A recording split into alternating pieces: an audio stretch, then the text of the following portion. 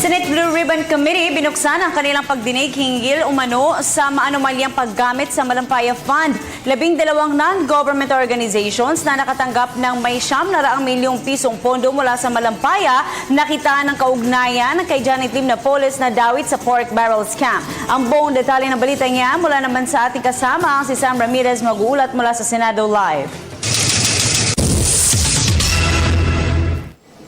Magandang hapon sa inyo, Habiba. Naging mabilis lang itong pagdinig ng Blue Ribbon Committee sa unang pagdinig ng Blue Ribbon Committee hinggil nga sa umunoy maanumalyang paggamit ng Malampaya Fund. At ito'y pinamunuan ni Senator Teofisto Gingaw III, ang tumatayong chairperson ng Blue Ribbon Committee. 2 resource persons lang kasi yung naimbitahan ng komite para dito sa una nilang pagdinig hinggil nga sa Malampaya Fund scam. At ito ay sila Commission on Audit Chairwoman Grace Pulido-Tan at Commission on Audit Assistant Commissioner Susan Garcia ng Special Services Sector. Princess, itong hearing na ito ay regarding sa COA report findings nila dun sa 900 million pesos ng Malampaya Fund na na-course through the Department of Agrarian Reform. Ngayon, Princess, mahalagang masabi natin sa ating mga kababayan na itong 900 million pesos na ito ay bahagi lamang ng mahigit sa 38 billion pesos ng projects or Malampaya Fund na napunta sa different projects and programs and activities sa mga different government agencies. Ngayon, i-discuss ko sa inyo yung mga notable findings na present kanina nila COA Chairwoman Tan sa pagdinig ng Blue Ribbon Committee. Isa dito ay yung 97 requests daw na natanggap ng Department of Agriculture from 97 heads of local government units. 67 dito, or 67 letters or 67 mayors ay dinenay nila na sila ay naghumingi ng financial assistance sa Department of Agrarian Reform. At 4 naman dito ay nagkumpirma na sila nga ay sumulat pero hindi naman daw sila nakapag-participate dun sa mga projects and programs na inihanda ng Department of Agrarian Reform. At 26 naman dito sa mga mayors ng local government units na ito ay hindi nag-reply nung nagsasagawa na ng audit itong Commission on Audit. Isa pa sa mga findings din ng COA, karamihan din ng request na natanggap ng karamihan ng request ng Department of Agrarian Reform or yung mga letters ay after na ito nung sila'y sumulat sa Department of Budget and Management para naman dun sa humingi ng allocation or para dun sa funding sana ng mga projects and programs na ito. October 22, sumulat yung DAR sa DBM para nga humingi ng funding for the said programs and projects. Pero 28 letters pa lamang yung natatanggap nila by October 19 to 21. So ibig sabihin karamihan nga ng letters na supposedly ay sinulat nga nitong mga mayors na ito ay hindi naman nag-fall under dun sa date kung kailan sila nag-request ng budget sa DBM.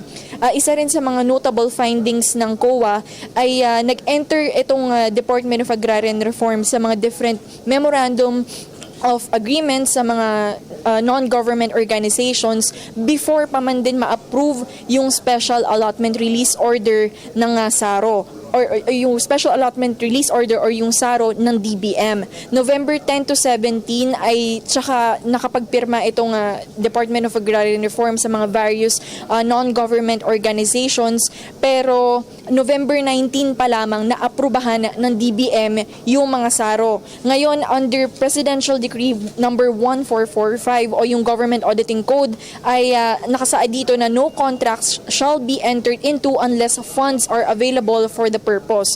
At isa pa sa mga notable findings ng COA ay yung mga non-government organizations nga na ito ay unknown yung mga addresses o hindi na nila ma-locate nung sinasagawa na nila yung audit o non-existent yung mga address nitong mga NGOs na to. Ngayon matatandaan natin, Princess, na similar ito sa mga naging findings ng COA noong or yung mga hearings na nakaraan dati sa pork barrel scam o yung Priority Development Assistance Fund scam. Similar findings ito yung mga NGOs na yung pinupuntahan yung mga address residential pala yung address na nakalagay doon or kung ano pa man or canteen or kung hindi man existent yung address na ito yung mga isa sa mga findings din ng COA dito rin sa Malampaya Fund Scam.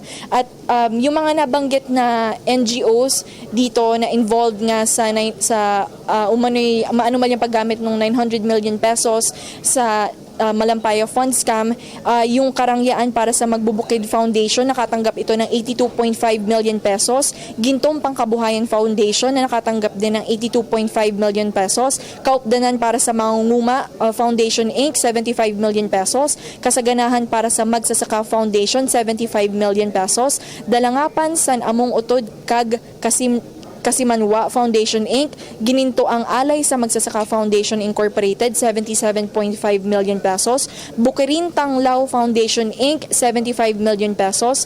Abundant Harvest for People's Foundation, 75 million pesos.